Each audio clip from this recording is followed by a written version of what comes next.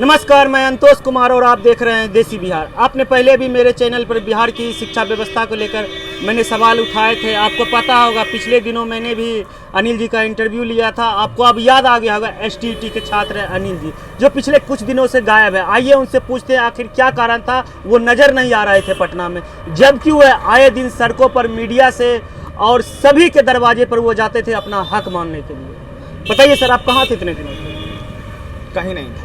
कुछ सुरक्षा कारणों से 6 अक्टूबर 2021 को, यानी आज से 8 दिन पहले, मुझे मेरे फ़ोन पे अननोन नंबर से धमकी आता है शाम के 9:15 बजे कि आपको जान से मार देंगे, गाली गलौज अपहरण कर लेंगे, गोली मार देंगे, और अगर शिक्षा मंत्री पर गलत व्यवहार करोगे, गलत कोई टिप्पणी करोगे तो तुम्हें जान से मार दी जाएगी। इसका अंजाम बहुत बुरा होगा। इसलिए मैं सुरक्षा कारणों से गांधी मैदान थाना में सूचना दे करके थोड़ा सा चुप बैठ गया था। लेकिन अनिल डरने वाला नहीं है, थकने वाला नहीं है, रुकने वाला नहीं है, हारने वाला नहीं है। सिर्फ जीतना हमारा लक्ष्य है। अगर आप हक मांगते हैं तो बिहार सरकार में हक के बदले आपको धमकी दी जाती है और कुछ बातें पूछते हैं अनिल जी से। बताइए। ये हक नहीं है, ये हमारा संवैधानिक अधिकार है। हम क्या मांग रहे हैं? हम विज्ञापन मांग रहे हैं। राज्यपाल के आदेश से बिहार सरकार ने एक विज्ञापन विज्ञापित किया था 2019 में।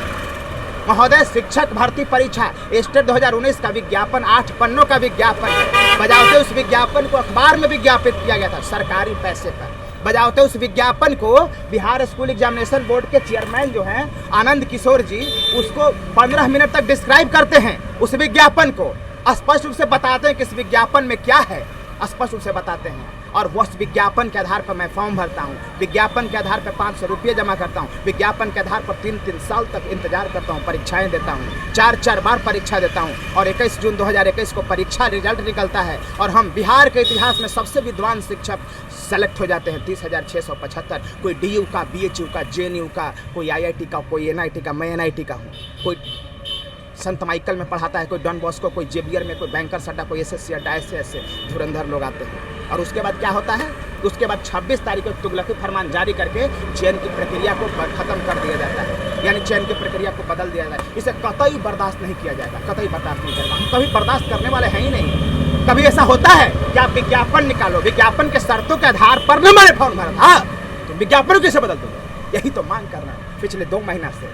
क्योंकि लोकतंत्र में आंदोलन का एक महत्व है। अगर संविधान शिक्षा मंत्री कानून को हाथ में ले रहे हैं, मैं क्या करूं? क्या करूं? मैं आंदोलन करूंगा ना कि मैं भी गलत रास्ते पर निकल जाऊं शिक्षा मंत्री की तरह? मैं नहीं जा सकता, क्योंकि मैं सब इंसान हूं।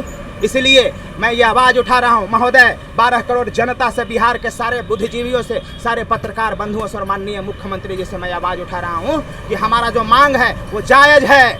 आपके विज्ञापन से जो विज्ञापन विज्ञापित किया था आपके आदेश से, उस विज्ञापन का पालन होना चाहिए। मैं यही तो मांग रहा हूँ। मैं सत्य के रास्ते पर हूँ और कोई असत्य के रास्ते पर है। मैं सत्य के रास्ते पर हूँ महोदय, और सत्य के रास्ते पर चलने वाला कभी नहीं हारता। अनिल अगर हारेगा, विज्ञापन हारेगा, इतिहास में पहली घटना होगी कि सत्य पर चलने वाला हार गया, और बहुत बदनामी होगी इस दुनिया में।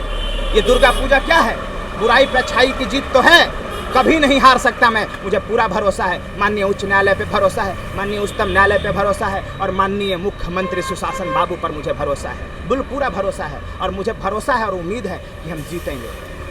आप अपनी शिक्षा व्यवस्था, अपने हक के लिए सभी से मिले, ये प्रोसेस कहाँ तक अभी गया? आपको क्या लग रहा है आगे क्या होने वाला है? मैं सबसे मिल लिया, केवल माननीय मुख्यमंत्री जी से नहीं मिला हूँ, और मैं उनसे भी मिलूंगा, अपने विचार को रखूंगा। और मुझे भरोसा है कि जब वो हमसे मिलेंगे तो मेरे बातों से सहमत होंगे, जरूर सहमत होंगे महोदय, जरूर सहमत होंगे। और ये हमें उम्मीद है, एकदम उम्मीद है कि वो हमारी बातों को मानेंगे। मेरे साथ और एक और अभ्यर्थी, आइए उनसे बात करते हैं। जी, मेरा नाम रुपेश हुआ, स्टेट मेरिटधारी अभ्यर्थी है। हम लोग आज 2 महीने से पटना की धरती पे घूम कर अपने आवाज़ उठा रहे हैं। ये अपने हमारे साथ जो अन्याय हुआ है, इसके लिए सभी जगह हमने घूम गया, आंदोलन भी किया। 5 सितंबर, फिर इस पर 4 अक्टूबर, 5 अक्टूबर आंदोलन किया, आमरण अनशन भी किया। लेकिन सरकार तक ये बात सरकार सुना कर दे रही है। लेकिन शिक्षा मंत्री जी, कब तक हमारी बात को अपन सुना कीजिएगा? आपको हमारी बात को सुनना पड़ेगा।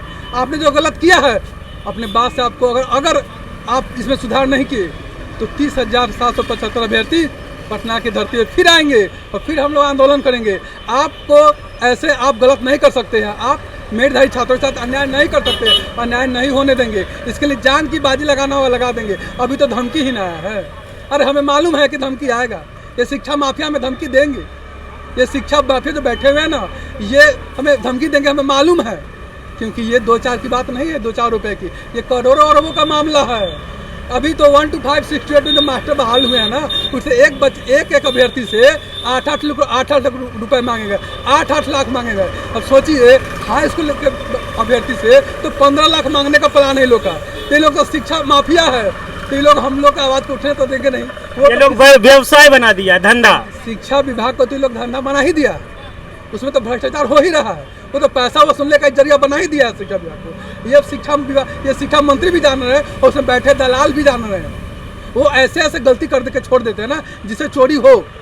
हम लोग मेरिट में थे ना, हम लोग डायरेक्ट ज्वाइनिंग कराना चाहिए था, लेकिन उसको बदल देना चाहिए, करके बदल करके नॉन मेरिट और मेरिट को कर देना। ये क्या है? ये पैसा कमाने का जरिया है, एक तरीका है। जो अभी हम लोग को नियोजन भेजेंगे वहाँ पे मेरिट और नॉन मेरिट तब एक ही जाएगा।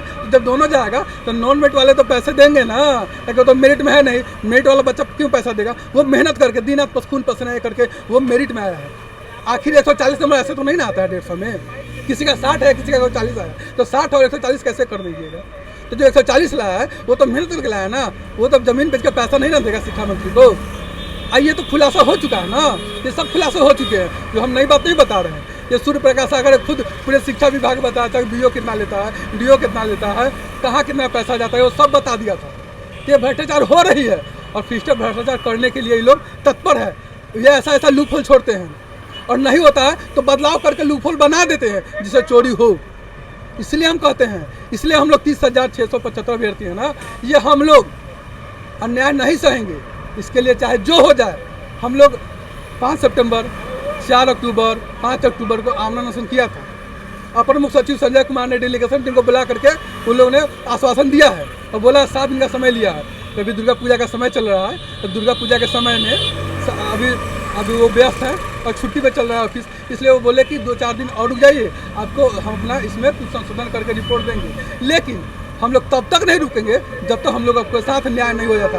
अगर हम लोग साथ न्याय नहीं होता तब तक अपनी आवाज़ को उठाते रहेंगे। और शिक्षा मंत्री जी, ये जो धमकी, अभी तो ये तो जांच का विषय है कि धमकी किसका, लेकिन शिक्षा मंत्री के नाम लिया गया है धमकी में और साफ साफ कहा गया है कि शिक्षा मंत्री से नहीं उलझने के लिए, शिक्षा मंत्री के खिलाफ कुछ नहीं बोलने के लिए। क्या ये लोकतांत्रिक देश नहीं है? इससे हम अपना मेरे साथ अन्याय होगा तो क्या हम अपने आवाज़ को नहीं उठाएंगे? तो हम नहीं बोलेंगे। हमको अगर हम बोलेंगे तो हमको धमकी मिलेगा, गोली मारने की धमकी मिलेगा, उठा लेने, किडनैप करने की धमकी मिलेगा।